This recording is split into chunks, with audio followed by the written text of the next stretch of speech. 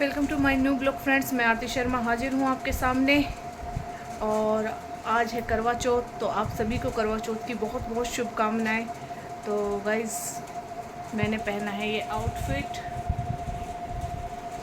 मैंने अभी पहना है सूट। तो अभी सुन लेते हैं कहानी जल्दी से, और उसके बाद फिर देखते हैं आगे क्या क्या करते हैं। तो गाइज़, अभी बज गए 3:30 और आज मैं हो गई हूँ थोड़ी सी लेट करवा चौथ की कहानी सुनने में। सो मैं अभी सुन लेती हूँ करवा चौथ की कहानी। तो आप भी सुन लीजिए मेरे साथ। करवा चौथ की कहानी तो कोई है तो नहीं, तो मैं तो ऐसे ही सुन लेती हूँ मंदिर में जोत जला के और जल का लोटा रख के। और इधर थोड़े से चावल है, तो थोड़े से चावल ले लेती हूँ और बुक में से कहानी पढ़ लेती हूँ हमेशा करवा चौथ की। एक साहूकार था, उसके साथ बेटे थे, एक बेटी थी। वह सातों भाई की प्यारी बहन थी। एक साथ ही बैठकर खाना खाते थे। एक दिन कार्तिक की चौथ आई तो उसकी बहन ने करवा चौथ का व्रत रखा। आज सारे भाई भोजन करने आए और अपनी बहन से बोले, ओ बहन, तू भी खाना खा ले।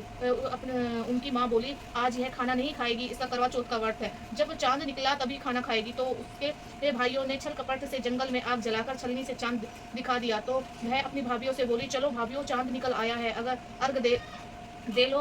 तो उसकी भाभीियों ने बोला, ये चांद तेरे लिए निकला है, हमारा तो रात को निकलेगा। यह सुनकर भाइयों के कहने से उसने चांद को अर्घ दे दिया और खाना खाने बैठ गई। पहला टुकड़ा तोड़ा, बाल निकला। दूसरा टुकड़ा थोड़ा छींक मारी। तीसरा टुकड़ा तोड़ा तो राजा के घर से बुलावा आ गया कि राजा का लड़का बीमार है, जल्दी भेजो। तो माँ ने लड़की के पहनने के लिए 3 बार संदूक खोली। तीनों बार सफ़ेद कपड़े निकले। तब उसको तो सफ़ेद कपड़े पहनकर ही ससुराल भेज दिया। और माँ ने लड़की के पल्ले में एक सोने का सिक्का बांध दिया और बोली कि रास्ते में जो भी मिले पैर पड़ती जाइयो, जो तुझे सुहाग की आशीष दे उसे सोने का सिक्का दे देना, पल्ले को गांठ लगा लेना। अब उसे रास्ते में जो भी कोई मिले सबके पैर पड़ने लगी। किसी ने भी सुहाग की आशीष नहीं दी। तब वह ससुराल में आई तो दरवाजे पर छोटी ननंद खड़ी थी। वह उसके पैर पड़ी तो ननंद बोली, सीली हो, सपूत हो, 7 बेटों की माँ हो, मेरे भाई का सुख दे।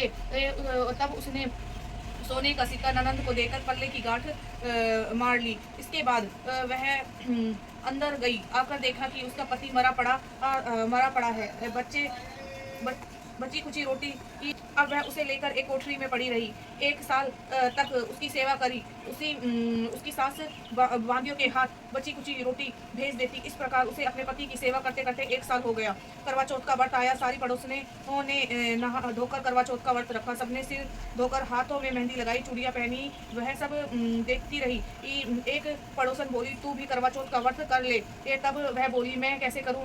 तो वह बोली, चौथ माता की कृपा से सब ठीक हो जाएगा। उसके कहने से उसने भी करवा चौथ का व्रत रखा। थोड़े देर के बाद करवा बेचने वाली आई। करवे ले लो, भाई की प्यारी की करवे ले लो। करवे वाली मेरे को भी करवा दे जा। वह कहने लगी, मेरी दूसरी बहन आएगी तो वह तेरे को करवा देगी। दूसरी बोली, तीसरी की बहन आएगी, वो तेरे को करवा देगी। इस तरह से 5 आकर चली गई, पर किसी ने भी करवा नहीं दिया। फिर छठ आई और बोली, मेरी 7वीं बहन आए, वह तुझे करवा देगी, बस तू सारे रास्ते में कांटे बिखेर देना। जब वह खूब चिल्लाती हुई आएगी तो उसके पैरों में कांटा चुभ जाएगा। तब तू सुई लेकर बैठ जाना और उसके पैर पकड़कर छोड़ना मत, और उसके पैरों का कांटा निकाल देना, तो वह तेरे को आशीर्वाद देगी। भाई जाइयो और साई जाइयो। जब वह तुझे आशीर्वाद देगी तो तुम उससे करवे मांग लेना। तब वह तुझे करवे देकर जाएगी। फिर तू उजम करना, जिससे तेरा पति अच्छा हो जाएगा। अब उसने वैसा ही किया। सारे रास्ते में कांटे बिछा दिए। जब वो करवा लेकर खूब चिल्लाती हुई आई तो उसके पैर में कांटे चुभ गए। उसने पकड़कर छोड़े नहीं और उसका कांटा निकाल दिया। तो उसने आशीर्वाद दिया। तब वह बोली, जब मुझे आशीर्वाद दिया है तो करवा भी देकर जा।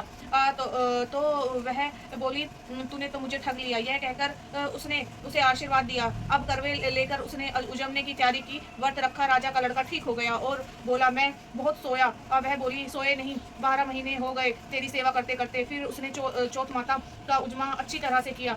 अब उसने चौथ माता की इस कहानी सुनी और उजमा करा। अब वो दोनों चौपड़ खेलने लग गए। इतने में उसकी बांधी तेल की पाली और गुड़ की डली लेकर आई। दोनों को खेलता देखकर सास ससुर से जाकर बोली, महलों में खूब रौनक है, तेरी बहू चौपड़ सार खेल रही है। इतना सुनकर ससुर देखने को आए। दोनों को देखकर बहुत खुश हो गए। बहू ने ससुर के पैर दबाए और सासू बोली, बहू सच सच बता, तूने क्या किया। उसने सारा हाल अपनी सासू को बताया।